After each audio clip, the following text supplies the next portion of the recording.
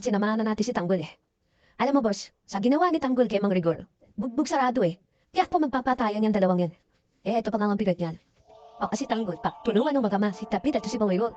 Eh, lalo ngayon, nalaban ni Tapit na hindi tunay na ama ni Tanggol to si Mang Rigor. Eh, ang bigat niyan, baka napisali pa isang tino. Nako, kawawas Tanggol. Sundan na kaya natin. Sa tingin ko boss, makakabuti kung dito na lang tayo. Tsak ko naman, maliligtasan at tatapos ni Tanggol na maayos eh. Antay na lang tayo dito boss. Napakarami ng polis dyan. At tiyak po, malalampasan ni Tanggol yan. Uuwi din dito yan. Kung gusto ka na magalaw, huwag ka na mag-isip na ano pa. Hintera si Tanggol. Darating dito yun. Isa pa si Tanggol. Eh, may sa pusa yun eh.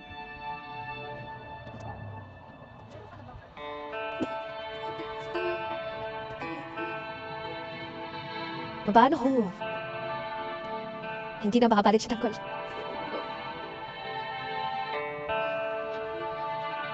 Kami na gagawin natin.